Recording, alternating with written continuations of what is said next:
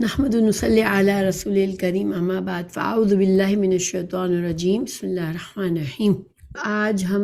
آیت نمبر 30 پر پہنچے ہوئے ہیں۔ آگے بڑھنے سے آج کے سبق پر چلنے سے پہلے تھوڑا سا میں پچھلے سبق کا تھوڑا سا میں بات کرنا چاہ رہی ہوں کہ پیچھے اللہ سبحانہ تعالیٰ نے ہمیں پہلے اللہ تعالیٰ نے ہمیں بتایا کہ اللہ ہمارا رب ہے، سورہ فاتحہ میں بتایا، پھر ہدایت مانگنے کی دعا سکھائی، پھر ہمیں اس سورہ بقرہ کے شروع میں بتایا کہ یہ کتاب ہے جس سے ہدایت ملے گی، لیکن پھر اللہ تعالیٰ نے 3 طرح کے مختلف لوگوں کے مختلف رویے بتائے کہ کن لوگوں کو اس قرآن تو ہدایت کی بک ہے، لیکن کن لوگوں کو اس سے زیادہ فائدہ ہوگا، کون ہدایت یافتہ ہوں گے، تو اس کے بارے میں اللہ تعالیٰ نے مختلف رویے ہمیں بتا دیے۔ متقین ہے، کافر ہے یا منافق ہے، دنیا پسند ہے، کبھی دنیا کی طرف جھک جاتے ہیں، کبھی وہ اللہ کے دین کی طرف چلتے ہیں، یعنی کہ آسان دین چاہتے ہیں، تو اپنی خواہش کے مطابق دین چاہتے ہیں۔ تو یہ ساری چیزیں اللہ تعالیٰ نے ہمیں بتا دی اور ان لوگوں کے سب کے انجام بھی بتا دیے۔ اب اگلی آیات سے ہمیں پورا مقصد حیات پتہ چلے گا، کیونکہ ہمیں اپنا مقصد حیات سمجھنا ضروری ہے کہ اللہ نے ہمیں کیوں پیدا کیا، ہم انسان کی تخلیق کا کیا مقصد تھا، کہاں سے شروع ہوئی اور کیسے ہوئی۔ تو یہ اس کے لیے اللہ تعالیٰ اب ایک اور ہمیں واقعہ بتائیں گے۔ آیت نمبر 30 سے آج کا سبق ہے۔ اعوذ باللہ من الشیطان الرجیم بسم اللہ الرحمن الرحیم۔ وَإِذْ قَالَ رَبُّكَ لِلْمَلَائِكَةِ إِنِّي جَاعِلٌ فِي الْأَرْضِ خَلِيفَةً قَالُوا أَتَجْعَلُ فِيهَا مَن يُفْسِدُ فِيهَا وَيَسْفِكُ الدِّمَاءَ وَنَحْنُ نُسَبِّحُ بِحَمْدِكَ وَنُقَدِّسُ لَكَ قال انی اعلم ما لا تعلمون۔ اور جب تیرے رب نے فرشتوں سے کہا کہ میں زمین میں خلیفہ بنانے والا ہوں، تو انہوں نے کہا ایسے شخص کو کیوں پیدا کرتا ہے جو زمین میں فساد کرے اور خون بہائے، اور ہم تیری تسبیح اور حمد اور پاکیزگی بیان کرنے والے ہیں۔ اللہ تعالیٰ نے فرمایا جو میں جانتا ہوں تم نہیں جانتے۔ اب اس آیت کو سمجھتے ہیں ہم۔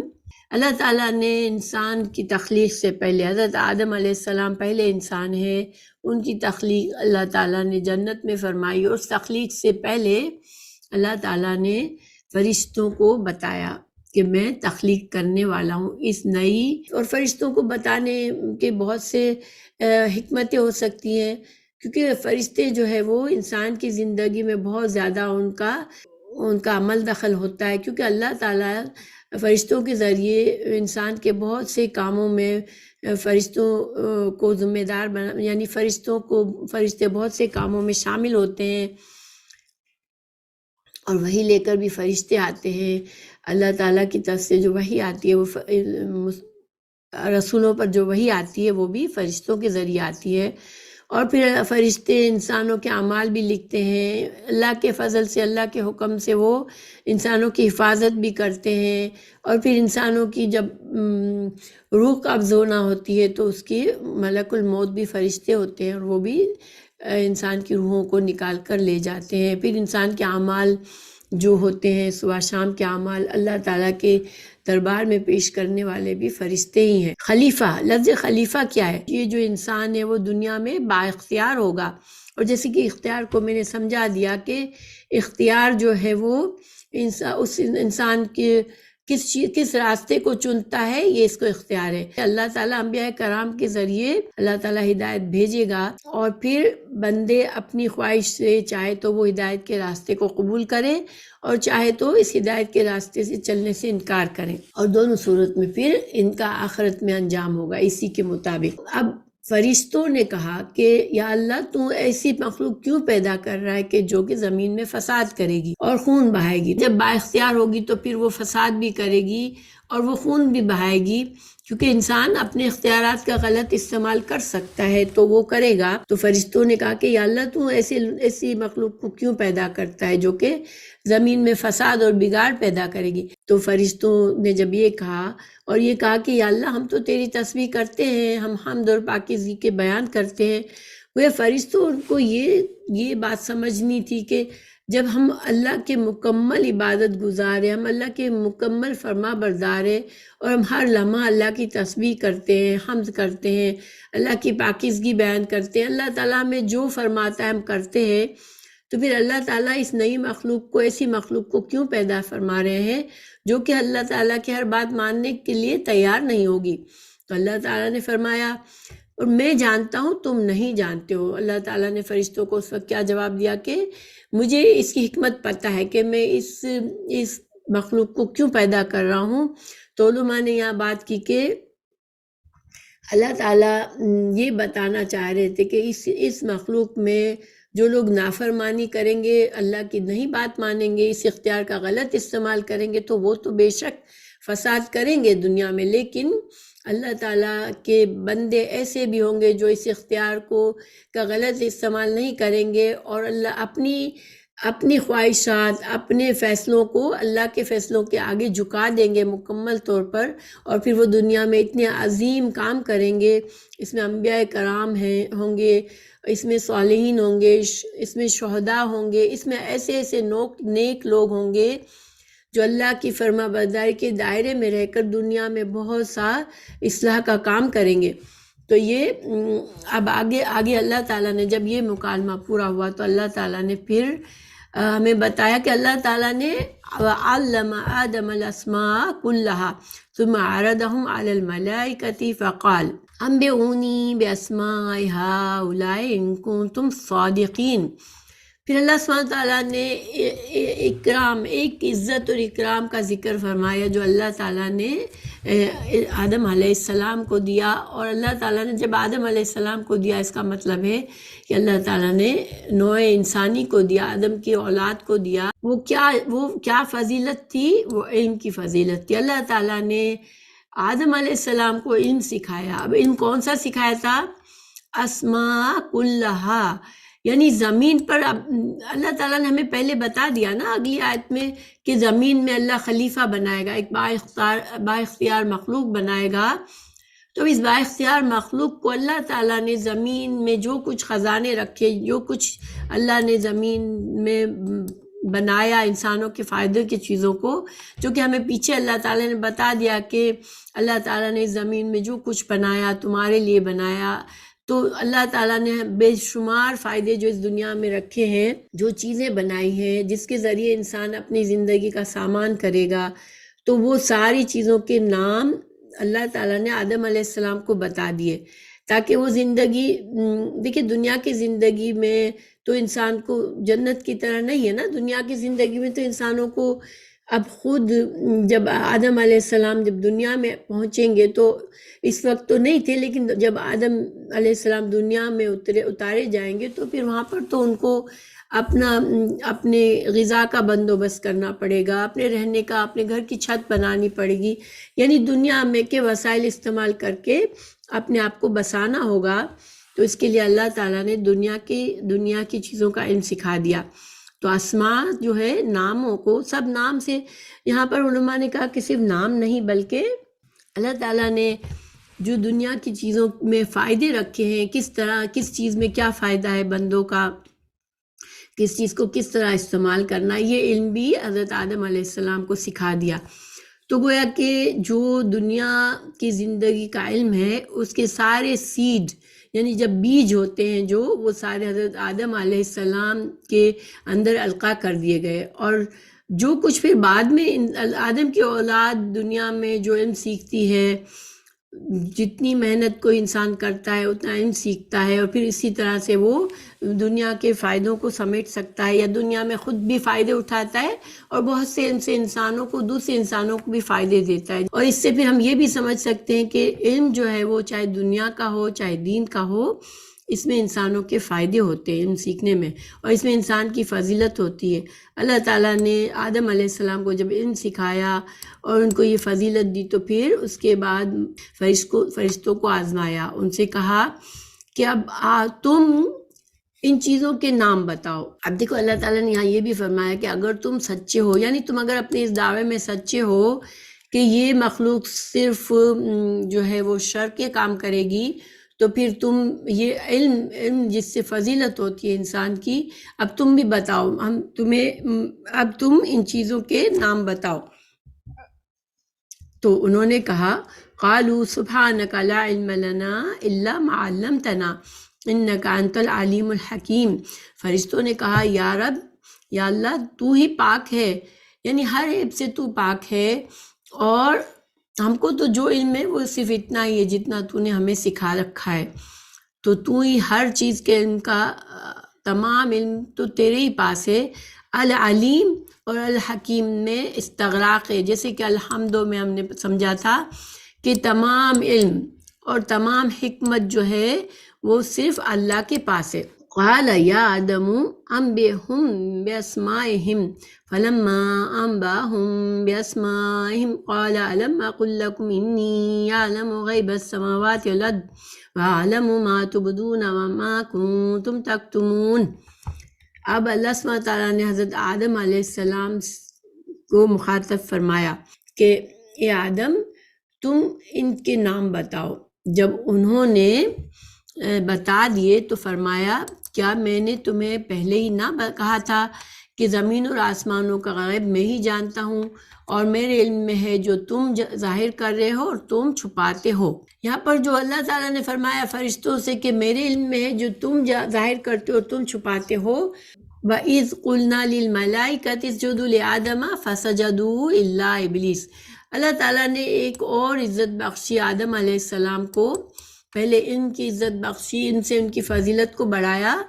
اب جب ان کی فضیلت بڑھ گئی اور جب فرشتوں پر ثابت ہو گیا کہ یہ فضیلت والی مخلوق ہے، تو پھر اللہ تعالیٰ نے فرمایا فرشتوں سے کہ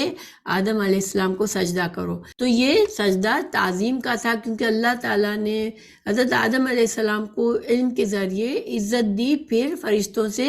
ان کو سجدہ کروایا۔ فرشتوں نے فوراً مان لیا۔ فا جو ہے نا فسجدو، تو فا میں فوراً کا معنی ہوتا ہے، یعنی ایک کام کہا، ایک کام ان سے کہا گیا اور انہوں نے فوراً وقت ضائع کیے بغیر فوراً سجدہ کر لیا، اللہ تعالیٰ کے حکم کو مان لیا۔ مگر ابلیس کے سوائے سب نے مان لیا۔ اب ابلیس کون تھا؟ تو ابلیس جو ہے وہ جن تھا، اور اس کے بارے میں کہا جاتا ہے کہ یہ اتنا عبادت گزار جن تھا کہ اس کو بڑا مقام حاصل ہو گیا، اور اللہ تعالیٰ نے اس کو عزت دی اور وہ فرشتوں کے ساتھ رہتا تھا، کیونکہ جن جو مخلوق ہے وہ آسمانوں پر بھی جا سکتی ہے، تو یہ فرشتوں میں بستا تھا۔ اور جب اللہ تعالیٰ نے حکم فرمایا تھا حضرت آدم علیہ السلام کو سجدہ کرنے کے لیے، تو ابلیس بھی موجود تھا وہاں پر، تو اس نے انکار کر دیا، اس نے منع کر دیا۔ کیوں منع کر دیا؟ یہ حسد اور تکبر میں، کہ اب میں ابھی تک اتنا بڑا تھا، میں فرشتوں میں رہتا تھا، اب اللہ تعالیٰ نے اس نئی مخلوق کو جس کو مٹی سے بنایا ہے، اب وہ تو مٹی سے بنی ہوئی ہے، مجھ سے تو کمتر ہے، میں تو آگ سے بنا ہوا ہوں، اور پھر اللہ تعالیٰ نے اس کو اتنی عظمت دے دی کہ فرشتوں سے بھی اسے سجدہ کروا لیا، اور مجھے بھی حکم دے دیا کہ میں بھی سجدہ کروں، تو اس کے اندر حسد آ گیا، اس کے اندر تکبر آ گیا، اور اس نے انکار کر دیا۔ جب اس نے اللہ تعالیٰ کے حکم سے انکار کیا، ماننے سے انکار کیا، تو پھر اللہ تعالیٰ نے فرمایا وَاسْتَكْبَرَ وَكَانَ مِنَ الْكَافِرِينَ۔ اللہ تعالیٰ فرما رہے ہیں کہ اس نے تکبر میں ہمارے حکم کو نہیں مانا، تو پھر کیا ہوا کہ وہ بڑا درجہ جو اس کو حاصل تھا، فرشتوں میں رہتا تھا، وہاں سے گر کے وہ کافروں میں شامل ہو گیا۔ تو دیکھیں ایک لمحے میں تکبر کا کتنا بڑا نقصان ہوا ابلیس کو، کہ وہ کہاں تو بڑا عبادت گزار اور بڑے اعلیٰ درجے کا مخلوق کے ساتھ تھا، اور کہاں وہ کافروں میں شامل ہو گیا۔ پھر وَقُلْنَا يَا آدَمُ اسْكُنْ أَنْتَ وَزَوْجُكَ الْجَنَّةَ وَكُلَا مِنْهَا رَغَدًا حَيْثُ شِئْتُمَا وَلَا تَقْرَبَا هَٰذِهِ الشَّجَرَةَ فَتَكُونَا مِنَ الظَّالِمِينَ۔ ہم نے آدم سے کہا کہ اے آدم تم اور تمہاری بیوی جنت میں رہو۔ تو یہاں پر اب اللہ تعالیٰ حضرت آدم علیہ السلام کو ایک اور فضیلت دے رہے ہیں، ایک اور اکرام فرما رہے ہیں ان پر، ان کو ایک اور نعمت دے رہے ہیں کہ اب ان کو جنت میں رہنے کے لیے حکم دے دیا۔ لیکن صرف حضرت آدم علیہ السلام کو نہیں بلکہ ان کی بیوی کا بھی اب ذکر آ گیا۔ یہ حضرت آدم علیہ السلام اور حضرت حوا علیہ السلام دونوں جو ہے ان کو جنت میں رکھا گیا، ٹھیک ہے۔ اچھا، پھر جہاں کہیں سے کھاؤ، اللہ تعالیٰ نے فرمایا کہ تم دونوں، اب یہ اس میں بھی تثنیہ ہے، اللہ تعالیٰ نے دونوں سے فرمایا کہ تم جہاں کہیں چاہو با فراغت کھاؤ۔ پوری جنت کی نعمتیں کھول کے رکھ دی اللہ تعالیٰ نے حضرت آدم اور حضرت حوا علیہ السلام کے لیے۔ اور یہ جو ہے نا، میں دو کا ترجمہ کیسے کر رہی ہوں، شئتما، تم دونوں، ٹھیک ہے، وکلا، یہ بھی، یہ سب تثنیہ، یعنی تم دونوں، ہر یہ یہاں پر دونوں کو حکم دیا جا رہا ہے ہر بات میں کہ تم دونوں جہاں سے چاہو کھاؤ، مگر کیا ہے کہ اس درخت کے قریب نہ جانا۔ اللہ تعالیٰ نے اب یہاں پر ایک امتحان اور ایک آزمائش کا بندوبست کر دیا ہے حضرت آدم علیہ السلام اور حضرت حوا علیہ السلام کے لیے کہ جو کچھ بھی کھاؤ تمہیں پوری اجازت ہے، مگر بس اس درخت کے قریب نہ جانا۔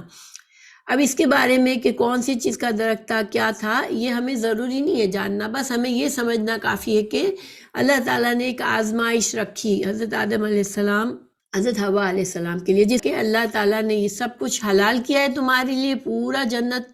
حلال ہے، صرف یہ ایک درخت تمہارے لیے حرام ہے، ٹھیک ہے۔ اور اگر تم نے پھر اللہ کی حد سے آگے گزر گئے اور تم نے اس درخت سے فائدہ اٹھایا تو پھر کیا ہوگا کہ تم ظالم بن جاؤ گے، تم اپنے اوپر ظلم کرو گے۔ تم ظالم جب انسان ہوتا ہے تو یہ ظلم، اس کا جب اللہ کی نافرمانی میں ظالم بنتا ہے تو وہ اپنے اوپر ظلم کر رہا ہوتا ہے، کیونکہ اللہ تعالیٰ تو بے نیاز ہے۔ جب انسان اللہ کے نافرمانی کرتا ہے تو وہ اصل میں اپنے لیے برائی کما رہا ہوتا ہے، اپنا انجام خراب کر رہا ہوتا ہے۔ تو بہرحال اب کیا ہوا، فَأَزَلَّهُمَا الشَّيْطَانُ عَنْهَا فَأَخْرَجَهُمَا مِمَّا كَانَ فِيهِ وَقُلْنَا اهْبِطُوا بَعْضُكُمْ لِبَعْضٍ عَدُوٌّ وَلَكُمْ فِي الْأَرْضِ مُسْتَقَرٌّ وَمَتَاعٌ إِلَىٰ حِينٍ۔ جب آدم اور حوا علیہ السلام نے اللہ تعالیٰ کی اس امتحان میں ناکام ہو گئے، انہوں نے درخت سے کھا لیا، اللہ نے جس کام کو حرام کہا تھا اس کا ارتکاب ہو گیا اب ان سے، تو اب ان کو اللہ تعالیٰ نے کیا فرمایا کہ تم اب نکل جاؤ، اتر جاؤ یہاں سے، یعنی جنت سے اب ان کو نکالا گیا۔ اچھا، شیطان نے، یہاں پر ہمیں یہ پتہ چلتا ہے کہ شیطان نے ان کو بہکایا، وسوسے ڈالے۔ تو اب یہاں سے یہ ایک چیز ہمارے لیے پتہ چلتی ہے کہ ازل سے، جب سے انسان کی تخلیق ہوئی ہے، شیطان انسان کا دشمن ہے، کیونکہ وہ انسان کے لیے حسد کر کے اللہ کی نافرمانی کر بیٹھا، تو پھر اس کی وجہ سے وہ اپنے بڑے مقام سے گر گیا، تو اس کی وجہ سے یہ اس دن سے انسانوں کا دشمن ہے۔ اس نے وسوسے ڈالے اور ان کو بہکایا۔ یہاں پر وضاحت نہیں ہے کہ کس طرح سے بہکایا، مگر انہوں نے ایک بات، اس نے شیطان نے یہ کہی تھی کہ تم ہمیشہ اس جنت میں رہو گے، اگر تم یہ کھا لو گے تو تم کو ہمیشہ کی زندگی مل جائے گی، تم ہمیشہ کے لیے جنت میں رہو گے۔ اور آدم اور حوا علیہ السلام بھول گئے، اور پھر اللہ تعالیٰ نے ان کو زمین پر اترنے کے لیے کہہ دیا، ٹھیک ہے، وَاهْبِطُوا بَعْضُكُمْ لِبَعْضٍ عَدُوٌّ، اور یہ بھی بتا دیا کہ تمہارے درمیان دشمنی، تم ایک دوسرے کے دشمن رہو گے۔ دشمنی میں آدم علیہ السلام اور شیطان ایک دوسرے کے دشمن ہو سکتے ہیں، ٹھیک ہے، اور انسانوں میں بھی دشمنی کا عنصر پایا جائے گا زمین پر، کیونکہ زمین پر انسان ہمیشہ اللہ کا فرمانبردار بن کر نہیں رہتا، تو پھر فساد کرتا ہے اور آپس میں دشمنی پیدا کرتا ہے۔ اب اللہ تعالیٰ نے فرمایا کہ اب اس دنیا میں تمہارے لیے کچھ وقت کے لیے فائدے اٹھانا ہے۔ اس دنیا میں اللہ تعالیٰ نے جو انسانوں کے لیے فائدوں کی چیزیں رکھ لیے، اب ان کو استعمال کرنا ہے اور وقتی طور پر دنیا کی زندگی میں رہنا ہے۔ جو عیسائی لوگ سمجھتے ہیں اور یہ کہتے ہیں کہ اللہ تعالیٰ نے بطور سزا آدم علیہ السلام کو زمین پر اتارا تھا، اور اب اس سزا، اس گناہ کا جو اثر ہے وہ ہر بچے پر ہوتا ہے جب وہ پیدا ہوتا ہے، آدم کی اولاد، کیونکہ آدم علیہ السلام نے ایک گناہ کیا تو آدم علیہ السلام کے گناہ کا اثر جو ہے وہ اس سے بچہ پیدا ہوتا ہے، تو اس پر اس کا اثر ہوتا ہے، پھر وہ اس کو بیپتائز کرتے ہیں، اس کو اس گناہ سے آزاد کرتے ہیں۔ لیکن ہمیں یہاں پر پتہ چلتا ہے کہ اللہ تعالیٰ نے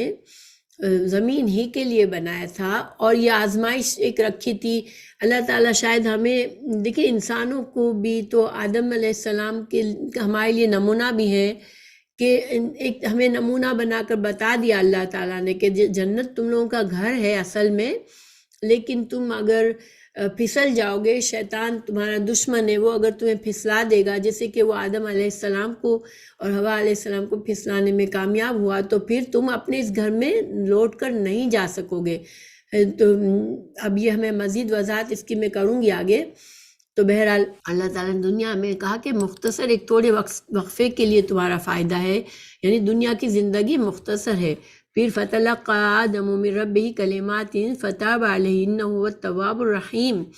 حضرت آدم علیہ السلام نے اپنے رب سے چند باتیں سیکھ لیں اور اللہ تعالیٰ نے ان کی توبہ قبول فرمائی، اور بے شک وہی توبہ قبول کرنے والا اور رحم فرمانے والا ہے۔ دیکھیں یہاں پر ہمیں حضرت آدم علیہ السلام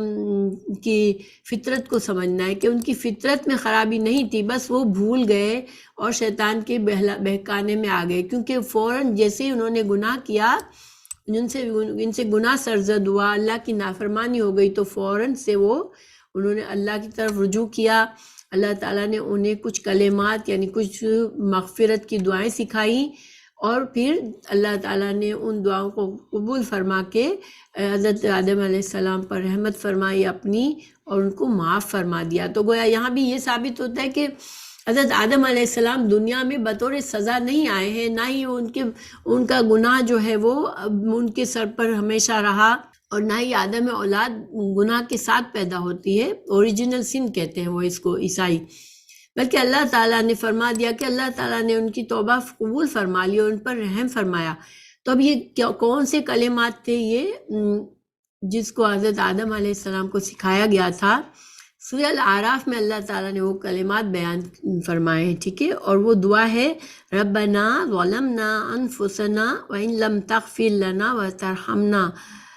تو اے رب ہم دونوں نے، یہاں بھی تثنیہ ہے، ٹھیک ہے، اے رب ہم دونوں نے ظلم کیا اپنے نفسوں پر، اگر تو ہمیں ہماری بخشش نہ کرے گا، ہمارے گناہ نہ معاف فرمائے گا، تو پھر اور تو ہم پر رحم نہیں کرے گا، تو ہم جو ہے خسارے میں پڑ جائیں گے۔ پھر اللہ سبحانہ تعالیٰ نے فرمایا قُلْنَا اهْبِطُوا مِنْهَا جَمِيعًا فَإِمَّا يَأْتِيَنَّكُمْ مِنِّي هُدًى فَمَنْ تَبِعَ هُدَايَ فَلَا خَوْفٌ عَلَيْهِمْ وَلَا هُمْ يَحْزَنُونَ۔ اللہ تعالیٰ نے مزید فرمایا کہ ہم نے کہا تم سب یہاں سے چلے جاؤ، جب کبھی تمہارے پاس میری ہدایت پہنچے تو اس کی تابعداری کرنے والوں پر کوئی خوف و غم نہیں ہوگا۔ دیکھیں یہ ہے ہماری زندگی کا مقصد۔ اللہ تعالیٰ نے ہمیں زندگی زمین پر اتارا، اللہ تعالیٰ نے حضرت آدم حضرت حوا علیہ السلام کو، شیطان کو پہلے ہی دھتکار دیا تھا اللہ تعالیٰ نے جب اس نے نافرمانی کی۔ اب اللہ تعالیٰ نے یہاں پر ایک ہمارے کام کی بات بتا دی کہ ہمیں اب کامیاب ہو کے دوبارہ جنت میں جانے کی کوشش کرنا، یہی ہمارا مقصد حیات ہے کہ ہم دنیا کی زندگی میں اس آزمائش کی زندگی ہے، اس میں ہم آزمائشوں سے اپنے آپ کو سرخرو کریں، اس میں ہم اللہ کی مدد چاہیں، اللہ کے دین سے علم حاصل کر کے اسی طریقے سے ہم زندگی گزارے جیسے ہمیں قرآن و حدیث میں ہمیں بتایا گیا ہے، اور اللہ تعالیٰ کو ہم راضی کر کے جب ہم دنیا سے جائیں گے تو پھر ہمیں کوئی خوف یا غم نہیں ہوگا۔ تو دیکھیے خوف اور غم جو ہے نا، یہاں پر یہ خوف اور غم، دنیا میں تو ہر جگہ خوف اور غم ہوتا ہے، ہر انسان کے لیے خوف اور غم ہوتا ہے، کیونکہ کبھی ہمارے لیے مستقبل کی پریشانیاں اور فکریں ہوتی ہیں، اور کبھی ہمیں ماضی میں غلط فیصلوں کرنے سے جو کچھ ہمیں نقصان ہوا ہوتا ہے اس کا غم ہوتا ہے۔ کوئی انسان ہم یہ نہیں کہہ سکتے اس کو کسی قسم کا کوئی غم نہیں دنیا میں ملتا ہے یا کسی قسم کا خوف نہیں ہوتا۔ تو اب یہ خوف اور غم نہیں ہوگا سے مطلب کیا ہوا کہ جنت میں دوبارہ چلے جائیں گے وہ لوگ، جو جنت ایک ایسی جگہ ہے جہاں پر کوئی خوف و غم نہیں ہے، انسان کے لیے ہمیشہ کی خوشیوں والی زندگی ہے۔ تو یہاں پر یہی ہمارا زندگی کا مقصد بتا دیا گیا یہاں پر، اور پھر اللہ تعالیٰ نے بتایا وَالَّذِينَ كَفَرُوا وَكَذَّبُوا بِآيَاتِنَا أُولَٰئِكَ أَصْحَابُ النَّارِ هُمْ فِيهَا خَالِدُونَ، اور جو انکار کر کے ہماری آیتوں کو جھٹلائیں اور وہ جہنمی اور ہمیشہ اسی میں رہیں گے۔ تو اللہ تعالیٰ نے بتا دیا کہ جو لوگ شیطان کے راستے پر چلیں گے اور جو لوگ جو اللہ تعالیٰ کے انبیاء کرام کے ذریعے اللہ تعالیٰ علم بھیجے گا ہمیں، تو پھر اس کو جھٹلائیں گے اور پھر وہ اپنی منمانی کریں گے دنیا میں، اللہ سے کفر کریں گے، تو پھر وہ جنت میں نہیں جائیں گے، وہ پھر جہنم میں جائیں گے اور وہ پھر ہمیشہ وہاں رہیں گے۔ تو یہ ان دو آیات میں ہمیں پورا فارمولا پتہ چل گیا ہماری زندگی کا، ہماری مقصد حیات، ہماری کامیابی کس چیز میں اور ہماری ناکامی کس چیز میں۔ سورہ بقرہ کی آیت نمبر 40 پر پہنچے ہوئے ہیں۔ تو میں تھوڑا سا پیچھے سے بتا دوں آج کے سبق کا کنیکشن۔ پچھلی آیات میں اللہ سبحانہ تعالیٰ نے ہمیں حضرت آدم علیہ السلام کی تخلیق کا واقعہ بیان فرمایا، اور وہ بیان کر کے اللہ تعالیٰ نے ہمیں ہماری زندگی کا مقصد حیات بتایا ہمیں، کہ اللہ تعالیٰ ہمارا خالق ہے، اس نے ہمارے باپ آدم اور ماں حوا کو پیدا کیا، ان کو پھر وقتی طور پر جنت میں رکھا، مگر وہاں پر بھی ان کا امتحان تھا، ان کو ایک درخت کی ممانعت تھی، شیطان جس نے حسد و تکبر کی وجہ سے حضرت آدم علیہ السلام کو سجدہ نہیں کیا اور اللہ کے حکم کی نافرمانی کر کے کافر بنا تھا۔ اب وہ دشمن جو ہے وہ اتنا برا دشمن ہے کہ اس نے، چونکہ اب وہ جنت سے محروم ہو گیا ہمیشہ کے لیے، تو اب جو ہے وہ اپنا غصہ اور اپنا حسد کی وجہ سے انسانوں کا دشمن رہے گا، اور اس نے حضرت آدم علیہ السلام کو اور حضرت حوا علیہ السلام کو بہکا دیا، انبیاء کرام کی دعوت کو جھٹلائیں گے، کفر کریں گے، تو وہ پھر جنت سے محروم ہو جائیں گے اور وہ جہنم میں ہمیشہ رہیں گے۔ تو یہ ہے ہمارا اصل میں مقصد حیات، کہ اس دنیا کی زندگی میں ہم کو اللہ سبحانہ تعالیٰ کے جو بھی پیغمبر اللہ تعالیٰ نے بھیجے دنیا میں، اور رسول اللہ صلی اللہ علیہ وسلم آخری نبی ہے جن کی امت ہم ہیں، تو ہمیں قرآن اور حدیث کی تعلیمات کے مطابق زندگی گزارنا ہے، پہلے دین کا علم حاصل کرنا ہے، پھر اس کے مطابق اپنی زندگی کو گزارنا ہے، اللہ اور مرنا ہے تو اس حال میں مرنا ہے کہ اللہ ہم سے راضی ہو، تاکہ ہم انشاءاللہ ہمیشہ کی جنت میں داخل ہو سکے۔ تو یہ ہمارا مقصد حیات بتانے کے بعد اب اللہ تعالیٰ آیت نمبر 40 سے، جو کہ آج کا سبق شروع ہو رہا ہے، اب ہمیں اللہ تعالیٰ اب ہمیں اس امت کے احوال بتائیں گے جو حضرت موسیٰ علیہ السلام کی امت تھی، اور جس کو اللہ تعالیٰ نے ہم سے پہلے حضرت موسیٰ علیہ السلام کو بھی مکمل شریعت دی گئی تھی، اور ان کے پاس علم بھی تھا، اور اللہ تعالیٰ نے ان میں کئی انبیاء بھیجے، مگر اب انہوں نے کیا کیا اور کس طرح سے انہوں نے اللہ سبحانہ تعالیٰ کے احکامات کو نہیں مانا یا اللہ تعالیٰ کی نافرمانیاں کی، اور ان میں سے کچھ لوگوں نے کس طرح فرما برداری کی، تو یہ ساری ہمارے لیے اب کئی آیات میں اللہ تعالیٰ بنی اسرائیل کے حالات بتائیں گے۔ تو یہود اور نصارہ کو اللہ تعالیٰ ساتھ ساتھ نہ صرف ان کے آبا و اجداد کے غلط کاموں کی نشاندہی فرمائی اللہ تعالیٰ نے ان آیت میں، بلکہ ان کو دعوت دین بھی دی گئی، ان کو سمجھایا بھی گیا۔ تو ہم انشاءاللہ یہ مقاصد اب جو آیات ہیں، اور اس میں ہمارے لیے کیا فائدہ ہے کہ ہمارے لیے یہ نمونہ ہے سامنے، کہ یہ نمونے کو دیکھو، ہم سے پہلے کی امت کو دیکھو، ان سے سبق سیکھو کہ انہوں نے کہاں کہاں غلط گئے اور کہاں کہاں اللہ تعالیٰ کے غضب کے مستحق ہوئے، تاکہ ہم انہوں نے جو غلط کام کیے، جو مسٹیکس ان سے ہوئی، وہ ہم نہ کریں۔ تو یہ مقاصد ہیں ان آیات کے۔ اب ہم پڑھتے ہیں، اعوذ باللہ من الشیطان الرجیم، بسم اللہ الرحمن الرحیم۔ یا بنی اسرائیل اذکروا نعمتی التی انعمت علیکم واوفوا بعہدی اوفی بعہدکم وایای فارہبون۔ اے بنی اسرائیل، میری اس نعمت کو یاد کرو جو میں نے تم پر انعام کی، اور میرے عہد کو پورا کرو، میں تمہارے عہد کو پورا کروں گا، اور مجھ ہی سے ڈرو۔ اچھا، اب یہاں پر کچھ سمجھنے کی باتیں ہیں۔ سب سے پہلی بات، بنی اسرائیل کا کیا مطلب ہے؟ دیکھیں، بنی کا مطلب ہوتا ہے بیٹے، ٹھیک ہے، اور اسرائیل جو ہے یہ حضرت یعقوب علیہ السلام کا لقب تھا۔ حضرت یعقوب علیہ السلام کون تھے؟ حضرت ابراہیم علیہ السلام کے پوتے تھے، یعنی حضرت اسحاق کے بیٹے تھے۔ تو ان کے 12 بیٹے جو تھے، ان سے جو نسلیں آگے چلی وہ بنی اسرائیل کہلائی گئی، کیونکہ اسرائیل حضرت یعقوب کا لقب تھا، اور اسرائیل کا مطلب ہے اللہ کا بندہ۔ اللہ تعالیٰ یہاں فرما رہے ہیں کہ اذکروا نعمتی اللتی انعمت علیکم، ان کو ایک نعمت یاد دلا رہے ہیں۔ تو یہاں پر کون سی نعمت یاد دلا رہے ہیں؟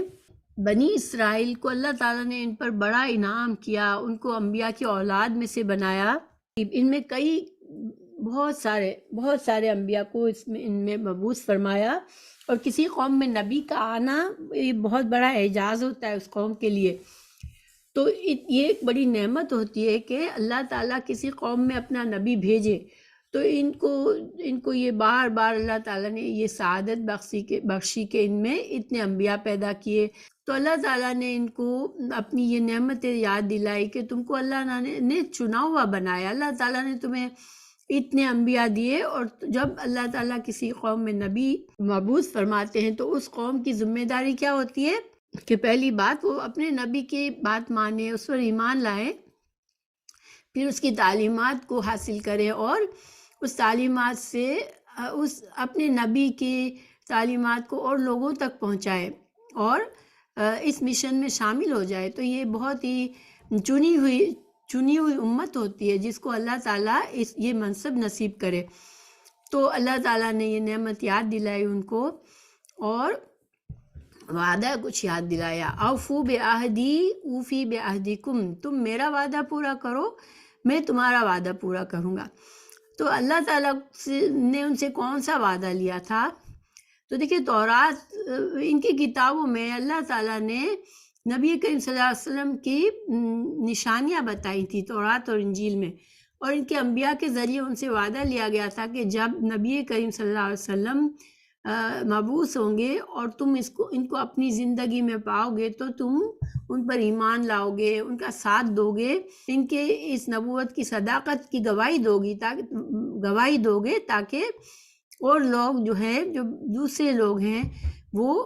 تمہاری بات سن کر ان پر اثر ہو، اور وہ بھی ان کے لیے آسان ہو جائے ایمان لانا۔ کیونکہ دیکھیے جو یہودی بستے تھے مدینہ میں،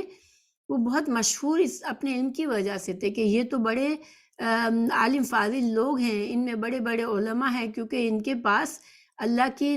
کتابیں ہیں، اللہ کی کتاب ہے، ان کے پاس انبیاء کرام ان میں مبعوث ہوئے۔ تو مشرکین عرب میں ان کی بڑی عزت تھی، ان کے اس علم اور اس منصب کی وجہ سے۔ تو اللہ تعالیٰ نے انہیں وہ وعدہ یاد دلایا کہ تم نے اس نبی کریم صلی اللہ علیہ وسلم کے پر ایمان تم کو لانا ہے، ان کی مدد کرنی ہے، ان کے مشن میں شامل ہونا ہے۔ تو اگر تم یہ کر لو گے تو پھر میں بھی تم پر اپنا وعدہ پورا کروں گا۔ اور اللہ سبحانہ تعالیٰ کا وعدہ کیا تھا کہ دیکھیں ایک تو انہوں نے بہت سی نافرمانیاں کی تھی اللہ تعالیٰ کی، تو جتنی ان کو سزا کے طور پر اللہ تعالیٰ نے ان کی شریعت کو بہت مشکل کر دیا تھا۔ ان کے اوپر ایک طرح سے بوجھ تھا، اتنے زیادہ دین پر۔ ہمارا دین بہت آسان ہے ان کے مقابلے میں، ان کے اوپر جو پابندیاں تھیں وہ بہت سخت تھی۔ تو ایک تو یہ کہ پابندیاں ان سے ہٹ جائیں گی، اب وہ مسلمان ہو جائیں گے تو رسول اللہ صلی اللہ علیہ وسلم کی آسان شریعت پر وہ عمل کریں گے، اور جو ذلت ان کے کرتوتوں کی وجہ سے ہوئی تھی، یہ ذلیل ہوئے تھے کئی بار ماضی میں، تو اللہ تعالیٰ نے ان کو ذلت سے بھی ان کی نجات ہوگی۔ اور پھر ظاہری بات ہے کہ اللہ تعالیٰ جو ہے وہ اللہ کا وعدہ دنیا اور آخرت کا ہوتا ہے، تو آخرت کی بھی کامیابی مل جائے گی ان کو۔ بہرحال اللہ تعالیٰ نے ان سے فرمایا کہ تم صرف مجھ ہی سے ڈرو۔ آگے اللہ تعالیٰ کیا فرما رہے ہیں؟ وَآمِنُوا بِمَا أَنزَلْتُ مُصَدِّقًا لِمَا مَعَكُمْ وَلَا تَكُونُوا أَوَّلَ كَافِرٍ بِهِ وَلَا تَشْتَرُوا بِآيَاتِي ثَمَنًا قَلِيلًا وَإِيَّايَ فَاتَّقُونِ، اور اس کتاب پر ایمان لاؤ جو میں نے تمہاری کتابوں کی تصدیق میں نازل فرمائی ہے۔ قرآن جو ہے وہ پچھلی قرآنی کتابوں کی میں جو حق باتیں ابھی تک محفوظ ہیں، قرآن ان کی تصدیق کرتا ہے۔ اور جو بھی اہل کتاب ہیں وہ جب قرآن پڑھتے ہیں تو ان کے لیے مشکل نہیں ہوتا سمجھنا کہ یہ تو واقعی میں اسی اللہ کی طرف سے ہے یہ کتاب، جو کتاب ہمیں دی گئی تھی۔ تو اس وجہ سے قرآن جو ہے وہ پچھلی کتابوں کی تصدیق کرنے والا ہے۔ تو اللہ تعالیٰ نے یہاں پر ان کو دعوت دی کہ تم اس قرآن کو مان لو، اس نبی کو مان لو۔ وَلَا تَكُونُوا أَوَّلَ كَافِرٍ بِهِ، تم پہلے کافر نہ بن جاؤ۔ تو پہلے کافر سے کچھ مطلب نکالے گئے ہیں، لیکن زیادہ جو ہم سمجھ سکتے ہیں کہ دیکھیں یہ پہلی نسل تھی جہاں پر جو رسول اللہ صلی اللہ علیہ وسلم کے سامنے جو اہل کتاب کی نسل تھی، جو یہود و نصارہ تھے، وہ پہچان گئے آپ صلی اللہ علیہ وسلم کی نشانیوں کو دیکھ کر کہ یہ وہی نبی ہے جس کے بارے میں ہمیں ہماری کتابوں میں ہمارے رسولوں کے ذریعے بتایا گیا تھا۔ تو ہم کو یہ بھی حکم دیا گیا تھا کہ ہم ان پر ایمان لائے۔ چونکہ انہوں نے انکار کیا آپ صلی اللہ علیہ وسلم کا، زیادہ تر لوگوں نے انکار کیا، تو اللہ تعالیٰ فرما رہے ہیں کہ تم پہلے کافر نہ بنو، یعنی کہ تم جب کفر کرو گے تو تمہاری آئندہ نسلیں بھی پھر وہ ایمان نہیں لا سکیں گی۔ یہود اور نصارہ اس وقت اگر تمام یہود و نصارہ رسول اللہ صلی اللہ علیہ وسلم کو مان لیتے، پہچان تو گئے تھے، اگر آپ پر ایمان لے آتے تو پھر آج یہ جو یہود اور نصارہ آج کے ہیں وہ پھر ان کے لیے یہ مشکل نہ ہوتی کہ وہ بھی بگڑے ہوئے یا گمراہ ہوتے۔ پھر اللہ تعالیٰ فرما رہے ہیں کہ میری آیات کو تھوڑی قیمت پر نہ بیچو، کیونکہ وہ ان کے علماء کتاب میں تحریف کرتے تھے، تورات میں تحریف کرتے تھے، اور کتاب خاص طور سے وہ حصہ چھپاتے جس میں رسول اللہ صلی اللہ علیہ وسلم کی صفات تھی اور جس سے ان کو پہچان ہوتی تھی، اور جس کا اللہ تعالیٰ نے ان کو حکم دیا تھا کہ رسول اللہ صلی اللہ علیہ وسلم پر ان کو ایمان لانا ہے، تو وہ ان باتوں کو وہ چھپاتے تھے۔ تھوڑی سی قیمت سے کیا مطلب ہے؟ دیکھیے دنیا کا فائدے کے لیے وہ ایسا کرتے تھے، تو اللہ تعالیٰ نے فرمایا دنیا کا فائدہ آخرت کے مقابلے میں بہت ہی تھوڑا ہے، ساری دنیا کا خزانہ بھی آخرت کی نعمتوں کے مقابلے میں کچھ بھی نہیں ہے۔ پھر اللہ تعالیٰ نے فرمایا وَلَا تَلْبِسُوا الْحَقَّ بِالْبَاطِلِ وَتَكْتُمُونَ الْحَقَّ وَأَنْتُمْ تَعْلَمُونَ، اور حق و باطل کی ساتھ غلط ملت نہ کرو اور نہ حق کو چھپاؤ، تمہیں تو خود اس کا علم ہے۔ یہاں سیم بات ہے کہ یہ اپنی کتابوں سے باتیں چھپاتے تھے، اس کو بدلتے تھے، حق اور باطل کو ملاتے تھے، اپنی طرف سے کچھ چیزیں ڈالتے تھے، کچھ نکالتے تھے، تو اللہ تعالیٰ نے ان کو اس سے منع فرمایا۔ اور اللہ تعالیٰ نے یہ بھی فرمایا کہ تم جانتے ہو کہ تم یہ غلط کام کر رہے ہو، اور جانتے بوجھتے یہ غلط کام مت کرو، اور جانتے بوجھتے اس نبی کی تکذیب نہ کرو۔ وَأَقِیمُوا الصَّلَاةَ وَآتُوا الزَّکَاةَ وَارْکَعُوا مَعَ الرَّاکِعِینَ، اور نمازوں کو قائم کرو، زکوٰۃ دو، رکوع کرنے والوں کے ساتھ رکوع کرو۔ یا خاص طور سے رکوع کا لفظ اس لیے آیا کہ مسلمانوں کے ساتھ، مسلمانوں کے طریقے سے نماز پڑھو، ہماری شریعت میں داخل ہو جاؤ اور اس شریعت کے مطابق تم نماز پڑھو۔ أَتَأْمُرُونَ النَّاسَ بِالْبِرِّ وَتَنْسَوْنَ أَنفُسَكُمْ وَأَنْتُمْ تَتْلُونَ الْكِتَابَ أَفَلَا تَعْقِلُونَ۔ اب ان کے علماء سے خطاب ہے کہ تم تو کتاب کو پڑھتے ہو، کیونکہ عام یہودی جو تھے وہ تورات کو نہیں پڑھتے تھے، صرف ان کے علماء ان کو جو بتا دیتے۔ اسی طرح یہودیوں کا بھی تھا کہ ان کے جو بھی دینی پیشوا ہوتے تھے وہ کتابوں سے جو بھی ان کو احکامات بتا دیتے، وہ آنکھیں بند کر کے عام لوگ اس کو لے لیتے تھے۔ اور چونکہ ان کے علماء جو تھے وہ ان کا ایمان پکا نہیں تھا، وہ کتابوں میں تبدیلیاں کرتے تھے، اپنی پسند کے فتوے دیتے تھے، اس لیے اللہ تعالیٰ نے ان کو ڈانٹا، یہاں پر ان کے علماء کو ڈانٹا کہ تم لوگوں کو تو نیکیوں کے فتوے دیتے ہو کہ یہ کرو وہ نہیں کرو، لیکن پھر جب وہ ان کو اپنے اوپر عمل کرنے کا ہوتا تھا تو وہ اس طرح سے حق کو چھپاتے تھے اور غلط کام کرتے تھے۔ پھر اللہ تعالیٰ نے فرمایا وَاسْتَعِینُوا بِالصَّبْرِ وَالصَّلَاةِ إِنَّهَا لَكَبِیرَةٌ إِلَّا عَلَى الْخَاشِعِینَ، اللہ تعالیٰ سے مدد مانگنا صبر کے ساتھ اور صلاۃ کے ساتھ، کیونکہ زندگی میں آزمائشیں آتی ہیں، مشکلات آتی ہیں، اور دین پر چلنا بھی دیکھا جائے تو اللہ کی مدد سے ہی ہو سکتا ہے، کیونکہ دین کے شریعت کے مطابق چلنا اور ایک آزاد زندگی گزارنا بغیر کسی اپنی منمانی کرنا، تو اس کے مقابلے میں شریعت پر چلنا، اللہ کے فرما بردار بن کے رہنا مشکل کام ہوتا ہے، مگر انسان جب اللہ سے مدد مانگتا ہے تو اللہ تعالیٰ آسان کر دیتا ہے۔ تو تمام قسم کے مصائب کے لیے ایک فارمولہ دیا گیا کہ ایک تو یہ کہ اللہ سے نماز کے ذریعے مدد مانگو، کیونکہ نماز میں بندہ اللہ سے سب سے قریب ہوتا ہے، اور صبر کرو، یعنی بندہ مومن جو ہوتا ہے وہ مشکل میں صبر کرتا ہے تو اللہ تعالیٰ اس کے درجات بلند کرتا ہے اور اس کے لیے آسانیاں کرتا ہے۔ اور نماز سے رسول اللہ صلی اللہ علیہ وسلم کا بھی یہی طریقہ تھا کہ جہاں کوئی بھی پریشانی کی بات آتی تو آپ صلی اللہ علیہ وسلم فوراً نماز پڑھ کر دعا مانگتے تھے۔ پھر اللہ تعالیٰ نے فرمایا کہ مگر یہ چیز بھاری ہے مگر خاشعین کے لیے، کیونکہ جن کے دل میں اللہ کا خوف ہوتا ہے وہ صبر کر سکتا ہے، اور وہ صرف اللہ ہی سے مدد مانگ سکتا ہے، ورنہ اگر جن کے دلوں میں اللہ کا ڈر اور خوف نہیں ہے تو وہ اس طرح سے نہیں کرتے۔ اس لیے اللہ تعالیٰ نے فرمایا کہ یہ جو کام ہے، مشکل میں صبر کرنا اور نماز سے مدد مانگنا، یہ خاشعین کے لیے بہت آسان ہوتا ہے۔ خشوع میں اللہ کی محبت بھی ہوتی ہے، اللہ کی عظمت بھی دل میں ہوتی ہے، اور انسان اللہ کی بڑائی کو سمجھتے ہوئے ڈرتا بھی ہے کہ میں ایک عظیم ہستی میرے سامنے اور میں کچھ بھی نہیں ہوں، میں ایک ذرے برابر ہوں۔ تو اللہ کا خوف دل میں اور نماز میں خشوع جو ہے وہ بہت ضروری ہوتا ہے نماز کو بہتر بنانے کے لیے۔ پھر الذین یظنون انہم ملاقو ربہم انہم الیہ راجعون، اب دوسری صفت بتائی کہ جو لوگ اللہ کی طرف پلٹتے ہیں، مشکل میں صبر کرتے ہیں، تو وہ جانتے ہیں وہ کیسے ہوتے ہیں، ان کی خصوصیات کیسی ہوتی ہے کہ وہ ان کو معلوم ہوتا ہے کہ بے شک وہ اپنے رب سے ملاقات کرنے والے ہیں، اور یقیناً وہ اسی کی طرف لوٹ کر جانے والے ہیں۔ یہاں پر اہم بات یہ ہے کہ دیکھیں، انسان کو دنیا میں اللہ کا فرما بردار بن کے رہنے میں کون سی چیز مدد کرتی ہے؟ آخرت پر یقین۔ جتنا ہمیں یقین ہوگا کہ آخرت میں اللہ تعالیٰ سے ملاقات ہونی ہے، اس زندگی کے بعد مجھے اللہ تعالیٰ دوبارہ زندگی دیں گے اور مجھے اللہ تعالیٰ کے سامنے اپنے اعمال کا حساب دینا ہوگا، تو وہ بندہ جو ہے وہ اس کے لیے پھر مشکل نہیں ہوتا کہ وہ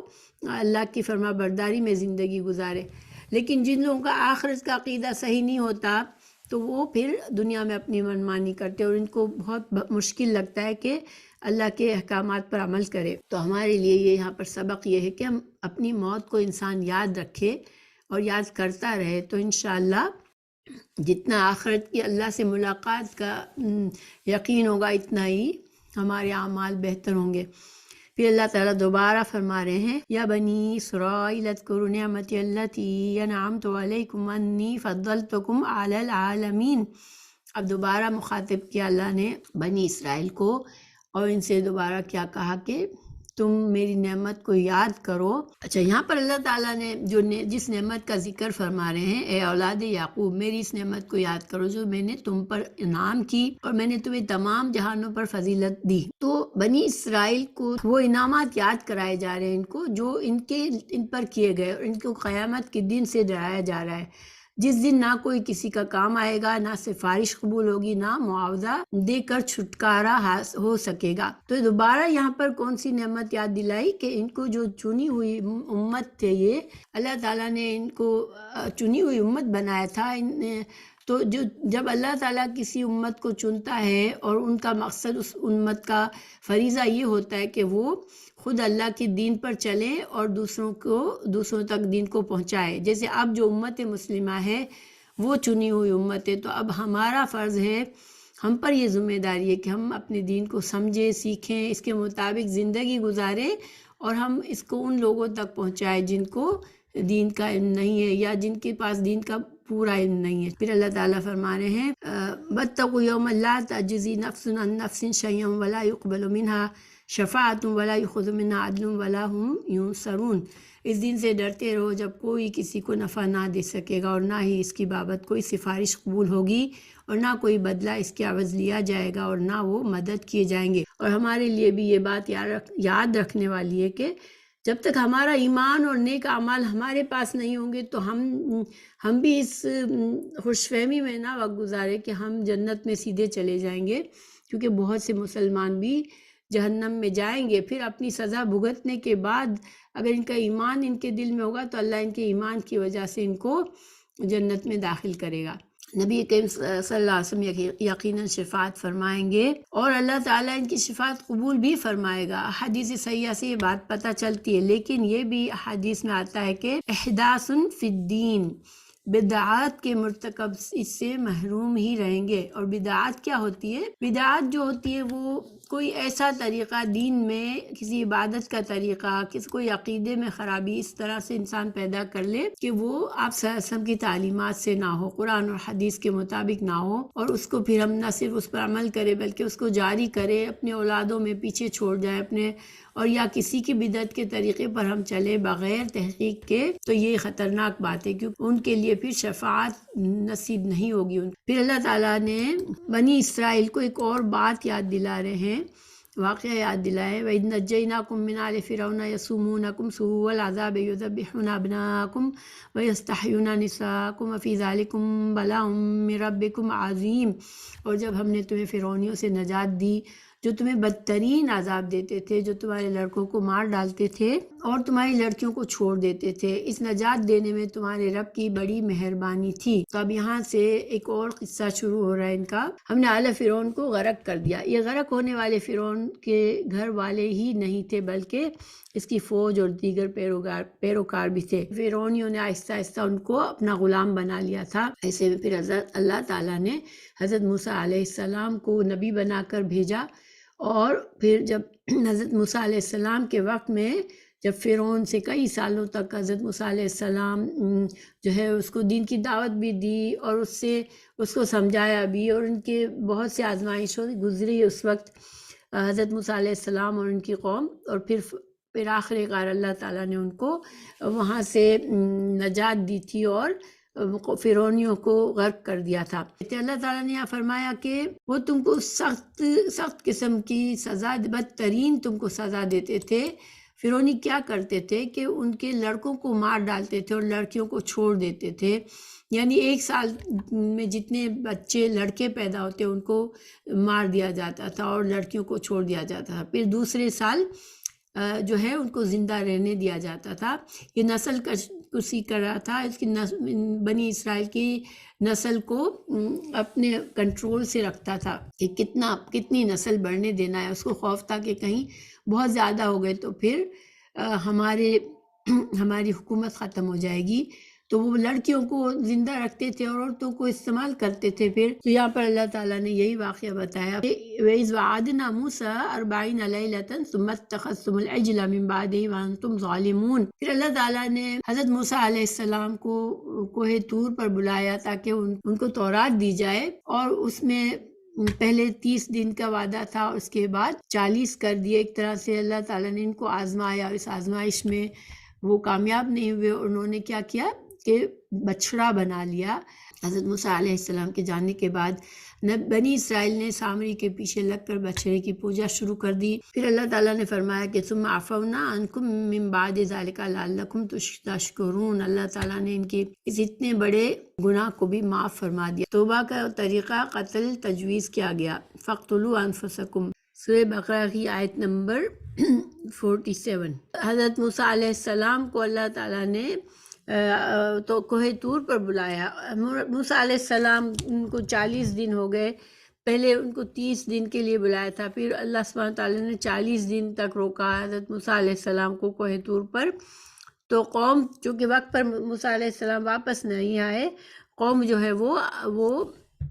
اس میں ان کی قوم کی آزمائش تھی کہ وہ اپنے نبی کی غیر موجودگی میں کیا کرتے، اور وہ بچڑے کی پوجا میں لگ گئے۔ تو اب ہم نے یہاں تک پڑھا تھا کہ انہوں نے بچڑے کی پوجا کی۔ اب اس چونکہ اب ظاہر ایک اس وقت کی مسلمان قوم تھی، انہوں نے شرک کیا، سب کچھ جانتے ہوئے اللہ تعالیٰ کے معجزات دیکھے، کس طرح نے اللہ نے ان کو بچایا فرعون سے، اور ان کے جو نبی تھے ان کی جو نصیحت تھی اس کے بھی خلاف کیا اور ان کا انتظار نہیں کیا، اور شرک میں مبتلا ہو گئے۔ تو پھر اللہ تعالیٰ نے ان کی بخشش کیسے کی؟ وَإِذْ آتَيْنَا مُوسَى الْكِتَابَ وَالْفُرْقَانَ لَعَلَّكُمْ تَهْتَدُونَ۔ اللہ تعالیٰ نے فرمایا کہ ہم نے تو موسیٰ علیہ السلام کو کتاب اور تمہارے لیے ہدایت کی کتاب دی تھی، موسیٰ علیہ السلام کو بہت سے معجزات عطا فرمائے تھے تاکہ تم جو ہو تم تہتدون، تم ہدایت پا جاؤ۔ ہدایت کا ظاہری بات ہے کہ ہدایت وہی ہوتی ہے کہ حضرت موسیٰ علیہ السلام کی تعلیمات میں وہ رہنمائی پائیں، اور پھر وہ اللہ کی توفیق سے اس ہدایت کے راستے پر قائم ہو جائے اور اپنی جنت تک پہنچے۔ یہ مقصد تھا تم کو کتاب دینے کا، مگر تم نے چونکہ اب شرک کیا، تو اب اس شرک کی تمہیں سزا کیسے ملنی ہے، اس سے تمہیں اب مغفرت کیسے ہوگی؟ تو اللہ تعالیٰ نے یہ حکم فرمایا حضرت موسیٰ علیہ السلام کے ذریعے، حضرت موسیٰ علیہ السلام نے اپنی قوم کو بتایا، وَإِذْ قَالَ مُوسَىٰ لِقَوْمِهِ يَا قَوْمِ إِنَّكُمْ ظَلَمْتُمْ أَنفُسَكُمْ بِاتِّخَاذِكُمُ الْعِجْلَ فَتُوبُوا إِلَىٰ بَارِئِكُمْ وَاقْتُلُوا أَنفُسَكُمْ ذَٰلِكُمْ خَيْرٌ لَكُمْ عِندَ بَارِئِكُمْ فَتَابَ عَلَيْكُمْ إِنَّهُ هُوَ التَّوَّابُ الرَّحِيمُ۔ تو پھر جب موسیٰ علیہ السلام نے اپنی قوم سے کہا کہ اے میری قوم، بچڑے کو معبود بنا کر تم نے اپنی جانوں پر ظلم کیا ہے، اب تم اپنے پیدا کرنے والے کی طرف رجوع کرو اور اپنے کو آپس میں قتل کرو، تمہاری بہتری اللہ تعالیٰ کے نزدیک اسی میں ہے، تو اس نے تمہاری توبہ قبول کی۔ توبہ کا طریقہ قتل تجویز کیا گیا۔ فَاقْتُلُوا أَنفُسَكُمْ، اپنے آپ کو آپس میں قتل کرو کی دو تفسیریں کی گئی،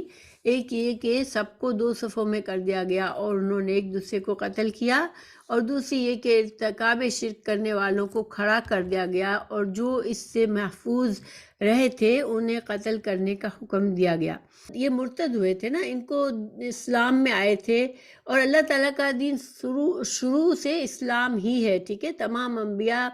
جو تھے وہ مسلمان ہی تھے، انہوں نے اسلام ہی کی تعلیمات دی تھی، اور اسلام کا مطلب ہی یہی ہوتا ہے اللہ کا فرما بردار۔ تو تمام انبیاء کرام نے ایک اللہ کی عبادت کی انہیں تعلیمات دی تھی، اور اسی کے احکامات کے مطابق زندگی گزارنے کے لیے ان کو بتایا گیا تھا، یعنی اللہ کے فرما بردار بن کے رہنا، اور وہی مسلم کہلاتا ہے۔ تو اب ایک اسلام میں آنے کے بعد جب ہمارے شریعت میں بھی کوئی مرتد ہوتا ہے، پھر وہ اسلام سے انکار کر دیتا ہے، لا الہ الا اللہ محمد رسول اللہ صلی اللہ علیہ وسلم کی دل سے گواہی دینے کے بعد، تو اس کی سزا موت ہی ہے، مرتد کی سزا موت ہی ہے۔ ان کی سزا تو موت تھی ہر صورت میں، لیکن اللہ تعالیٰ نے ان کے لیے، چونکہ اب انہوں نے توبہ کی، حضرت موسیٰ علیہ السلام نے جب انہیں احساس دلایا کہ تم نے کیا کر دیا، تو انہوں نے توبہ کی۔ جب انہوں نے توبہ کی تو پھر اس کا کفارہ ان کو دینا پڑا، کیونکہ ہر گناہ جو ہے وہ بغیر کفارہ کے، بعض گناہ ایسے ہوتے ہیں صرف اللہ سے معافی مانگ لے انسان تو معاف ہو جاتے ہیں، مگر بعض ہماری شریعت میں بھی بعض ایسے کام ہیں جس کو صرف معافی سے معافی نہیں ہوتی، بلکہ انسان اگر پکڑا گیا اس گناہ کو کرتے ہوئے تو پھر اس پر حد جاری ہوتی ہے، اور وہی اس کے گناہ کا کفارہ ہوتا ہے، اور جب حد جاری ہو جاتی ہے اس کے اوپر تو اس کے بعد اس کے گناہ معاف ہو جاتے ہیں۔ تو یہی ان کے ساتھ ہوا کہ ان پر کون سی حد جاری ہوئی کہ اب تم ایک دوسرے کو، تم اپنے نفسوں کو، یعنی اپنے آپ کو قتل کرو، اور جتنے مر گئے تو ان کی مغفرت تو ہو گئی، اب آخرت کی سزا ان سے ختم ہو جائے گی، کیونکہ انہوں نے توبہ کرنے کے بعد جو کفارہ تھا وہ ادا کر دیا انہوں نے راضی ہو کر، اور ان کی سزا، اگر ان کی دنیا کی اب زندگی ختم بھی ہو گئی تو آخرت میں انہیں اس گناہ کی، شرک کی سزا نہیں ملے گی۔ پھر وَإِذْ قُلْتُمْ يَا مُوسَىٰ لَن نُّؤْمِنَ لَكَ حَتَّىٰ نَرَى اللَّهَ جَهْرَةً فَأَخَذَتْكُمُ الصَّاعِقَةُ وَأَنْتُمْ تَنظُرُونَ۔ پھر تم اسے بھی یاد کرو، تم نے حضرت موسیٰ علیہ السلام سے کہا تھا کہ ہم جب تک اپنے رب کو سامنے نہ دیکھ لیں ہرگز ایمان نہ لائیں گے، اور یہ بہت بڑی گستاخی تھی، تو اس گستاخی کی سزا میں تم پر تمہارے دیکھتے ہوئے بجلی گری۔ یہاں پر حضرت موسیٰ علیہ السلام نے 70 آدمیوں کو کوہ طور پر لے کر ساتھ گئے، ٹھیک ہے، 70 چنے ہوئے آدمی تھے، یہ قوم کے بہترین آدمیوں کو لے کر گئے تھے حضرت موسیٰ علیہ السلام، انہوں نے، لیکن ہم تو جب تک اللہ کو نہ دیکھ لیں تو پھر ہم تو اس پر یقین نہیں کریں گے۔ یہ بہت بڑی جرت تھی، بہت بڑی اللہ کی شان میں گستاخی انہوں نے کی تھی، کیونکہ اللہ سبحانہ تعالیٰ کو دیکھنے کا اس طرح سے مطالبہ کرنا کہ جب ہم اللہ کو دیکھیں گے جب ہی مانیں گے، تو یہ تو پھر انسان کے ایمان کا فائدہ ہی کیا ہے۔ تو بہرحال ان کو بطور عذاب ان پر بجلی گری اور وہ مر گئے۔ حضرت موسیٰ علیہ السلام سخت پریشان ہوئے اور ان کی زندگی کی دعا کی، جس پر اللہ تعالیٰ نے انہیں دوبارہ زندہ کر دیا۔ ثم بعثنا من بعد موتکم لعلکم تشکرون، لیکن پھر اس لیے کہ تم شکر گزاری کرو، اس موت کے بعد بھی ہم نے تمہیں زندہ کر دیا۔ دیکھیں شکر گزاری یہاں پر کی ورڈ ہے، یعنی کہ اللہ تعالیٰ نے تم پر اب نعمت کی ہے، اتنی بڑی نعمت کر دی، تو اب تو کم از کم شکر گزار ہو جاؤ۔ اب اللہ تعالیٰ مزید اس کے بعد مزید ان کے کچھ واقعات بتا رہے ہیں۔ اللہ تعالیٰ فرما رہے ہیں کہ وَظَلَّلْنَا عَلَيْكُمُ الْغَمَامَ وَأَنزَلْنَا عَلَيْكُمُ الْمَنَّ وَالسَّلْوَىٰ كُلُوا مِن طَيِّبَاتِ مَا رَزَقْنَاكُمْ وَمَا ظَلَمُونَا وَلَٰكِن كَانُوا أَنفُسَهُمْ يَظْلِمُونَ، اور ہم نے تم پر بادل کا سایہ کیا اور تم پر من اور سلوہ اتارا اور کہہ دیا کہ ہماری دی ہوئی پاکیزہ چیزیں کھاؤ، اور انہوں نے ہم پر ظلم نہیں کیا، البتہ وہ خود اپنی جانوں پر ظلم کرتے تھے۔ اللہ کی نافرمانی جو بھی انسان کرتا ہے وہ اپنی جان پر ہی ظلم کرتا ہوتا ہے، اپنے جو اللہ تعالیٰ نے اس کی طرف سے جو اسے نعمت اور فائدے آخرت میں ملنے والے ہیں اس سے خود کو محروم کر رہا ہوتا ہے۔ تو اللہ تعالیٰ نے فرمایا کہ یہ اتنے سارے ہم نے ان پر انعامات کیے مگر یہ اپنی جانوں پر ظلم کرنے والے تھے۔ پھر اللہ تعالیٰ نے ان کے بارے میں فرمایا کہ اللہ نے ان کو حکم دیا کہ وَإِذْ قُلْنَا ادْخُلُوا هَٰذِهِ الْقَرْيَةَ فَكُلُوا مِنْهَا حَيْثُ شِئْتُمْ رَغَدًا وَادْخُلُوا الْبَابَ سُجَّدًا وَقُولُوا حِطَّةٌ نَغْفِرْ لَكُمْ خَطَايَاكُمْ وَسَنَزِيدُ الْمُحْسِنِينَ، اور ہم نے تم سے کہا اس بستی میں جاؤ اور جو کچھ جہاں کہیں سے بھی چاہو فراغت کھاؤ، اور دروازے میں سجدہ کرتے ہوئے گزرو، اور زبان سے حطتن کہو ہم تمہاری خطائیں معاف فرما دیں گے اور نیکی کرنے والوں کو اور زیادہ دیں گے۔ تو یہ کون سی بستی تھی جس میں ان کو داخل ہونے کے لیے کہا گیا؟ تو مفسرین نے کہا کہ یہ بیت المقدس تھی، ٹھیک ہے۔ اسی وجہ سے دیکھیں یہ لوگ جو آج فلسطین میں قبضہ کر کے بیٹھے ہیں یہودی، وہ یہ سمجھتے ہیں کہ چونکہ ہمیں اللہ نے یہ بستی کا وعدہ کیا تھا تو ہمارا اس پر حق ہے، لیکن وہ اپنا حق تو ختم کر چکے جب اللہ تعالیٰ نے ان سے چنی ہوئی امت کا ہی لقب چھین لیا۔ تو اب وہ کیا سمجھتے ہیں کہ وہ ان کو ابھی تک اللہ تعالیٰ کی یہ نعمت ان کے لیے، اور پھر وہ اللہ کے مسلمانوں سے انہوں نے چھینا ہے، تو یہ ہر طرح سے جائز نہیں ہے۔ فَبَدَّلَ الَّذِينَ ظَلَمُوا قَوْلًا غَيْرَ الَّذِي قِيلَ لَهُمْ فَأَنزَلْنَا عَلَى الَّذِينَ ظَلَمُوا رِجْزًا مِّنَ السَّمَاءِ بِمَا كَانُوا يَفْسُقُونَ، پھر ان ظالموں نے اس بات کو جو ان سے کہی گئی تھی بدل ڈالی، ہم نے بھی ان ظالموں پر ان کے فسق اور نافرمانی کی وجہ سے آسمانی عذاب نازل فرمایا۔ کہا جاتا ہے یہ طاعون کی بیماری تھی، آسمان سے عذاب آیا ان کے اوپر۔ پھر اللہ تعالیٰ ایک اور واقعہ بتا رہے ہیں وَإِذِ اسْتَسْقَىٰ مُوسَىٰ لِقَوْمِهِ فَقُلْنَا اضْرِب بِّعَصَاكَ الْحَجَرَ فَانْفَجَرَتْ مِنْهُ اثْنَتَا عَشْرَةَ عَيْنًا قَدْ عَلِمَ كُلُّ أُنَاسٍ مَّشْرَبَهُمْ كُلُوا وَاشْرَبُوا مِن رِّزْقِ اللَّهِ وَلَا تَعْثَوْا فِي الْأَرْضِ مُفْسِدِينَ۔ یہ ایک صحرا تھا تو وہاں پانی کی طلب ہوئی، اللہ تعالیٰ نے حضرت موسیٰ علیہ السلام سے کہا اپنی لاٹھی پتھر پر مار، چنانچہ پتھر سے 12 چشمے جاری ہو گئے، ہر قبیلہ اپنے اپنے چشمے سے سیراب ہوتا۔ یہ بھی ایک معجزہ تھا جو حضرت موسیٰ علیہ السلام کے ذریعے اللہ تعالیٰ نے ظاہر فرمایا۔ وَإِذْ قُلْتُمْ يَا مُوسَىٰ لَن نَّصْبِرَ عَلَىٰ طَعَامٍ وَاحِدٍ فَادْعُ لَنَا رَبَّكَ يُخْرِجْ لَنَا مِمَّا تُنبِتُ الْأَرْضُ مِن بَقْلِهَا وَكِسَائِهَا وَفُومِهَا وَعَدَسِهَا وَبَصَلِهَا قَالَ أَتَسْتَبْدِلُونَ الَّذِي هُوَ أَدْنَىٰ بِالَّذِي هُوَ خَيْرٌ اهْبِطُوا مِصْرًا فَإِنَّ لَكُم مَّا سَأَلْتُمْ وَضُرِبَتْ عَلَيْهِمُ الذِّلَّةُ وَالْمَسْكَنَةُ وَبَاءُوا بِغَضَبٍ مِّنَ اللَّهِ ذَٰلِكَ بِأَنَّهُمْ كَانُوا يَكْفُرُونَ بِآيَاتِ اللَّهِ وَيَقْتُلُونَ النَّبِيِّينَ بِغَيْرِ الْحَقِّ ذَٰلِكَ بِمَا عَصَوا وَكَانُوا يَعْتَدُونَ۔ اور جب تم نے کہا اے موسیٰ ہم سے ایک ہی قسم کے کھانے پر ہرگز صبر نہ ہو سکے گا، اس لیے اپنے رب سے دعا کیجئے کہ وہ ہمیں زمین کی پیداوار اور ساگ، ککڑی، گیہوں، مسحور اور پیاز دے۔ آپ نے فرمایا بہتر چیز کے بدلے ادنا چیز کیوں طلب کرتے ہو؟ اچھا شہر میں جاؤ، وہاں تمہاری چاہت کی وہ سب چیزیں ملے گی۔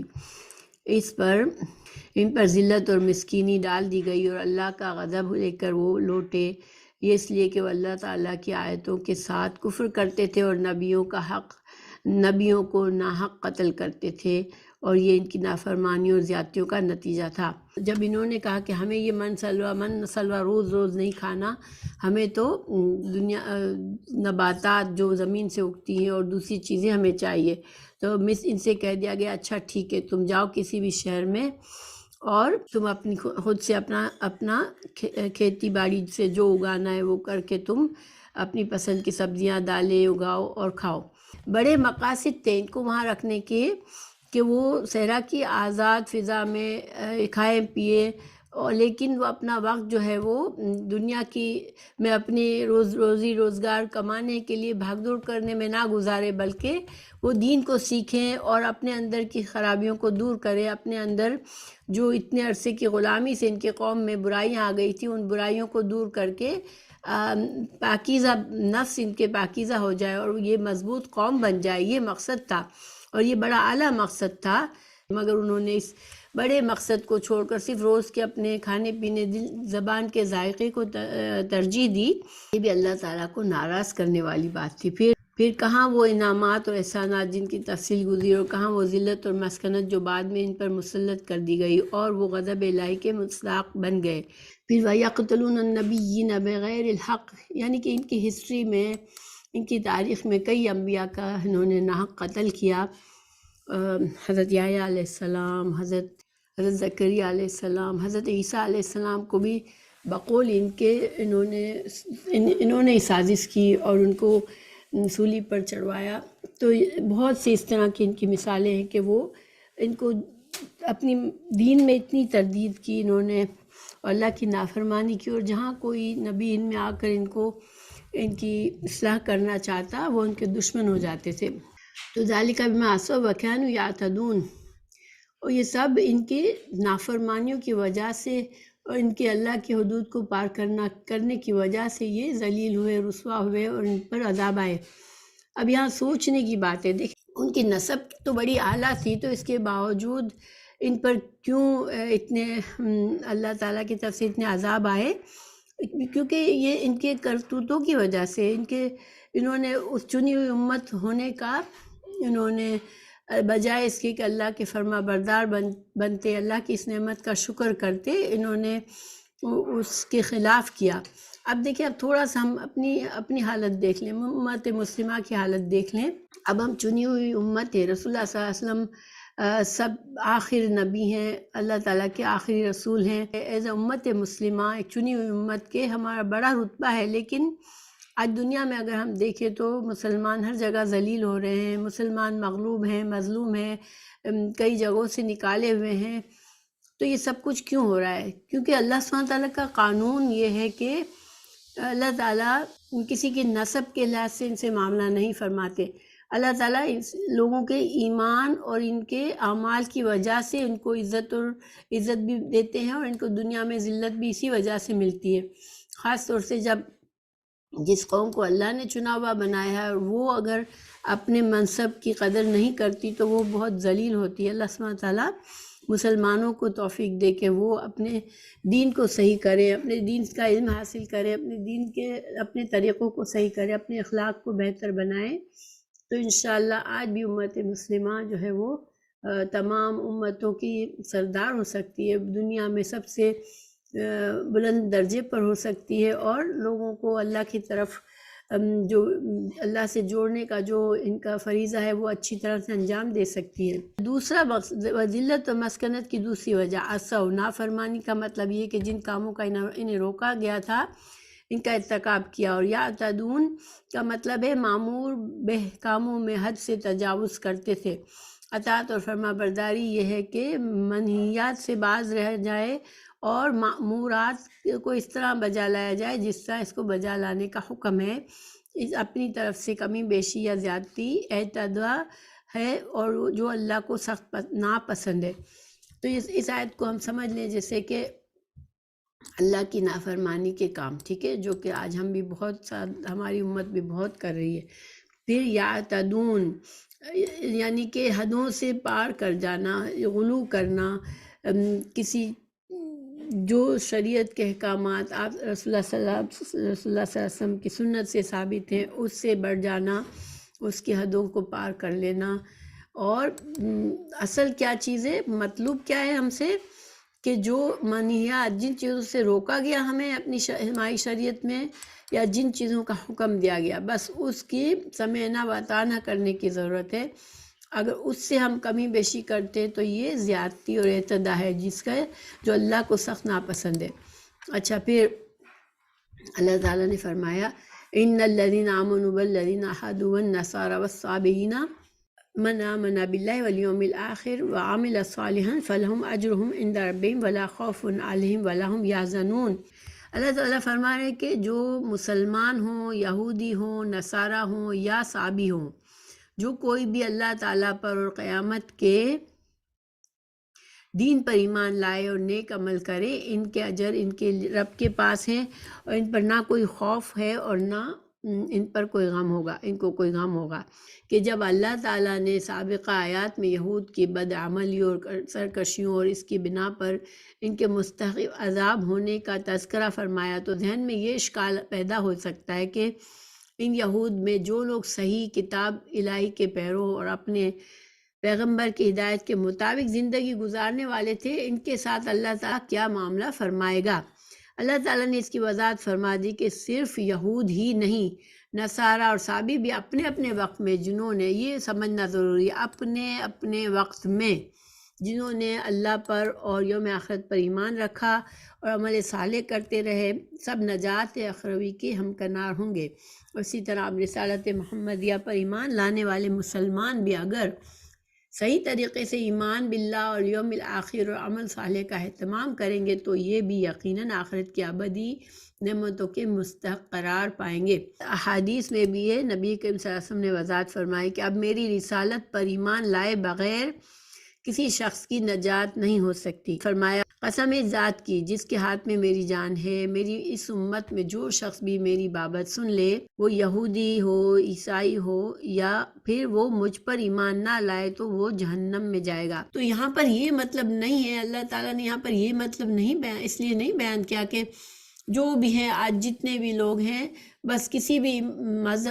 مذہب سے تعلق رکھتے ہیں، لیکن اگر وہ اللہ کو ایک مانتے ہیں اور اچھے کام کرتے ہیں تو جنت میں جائیں گے، نہیں۔ یہ ہمیں احادیث سے ہمیں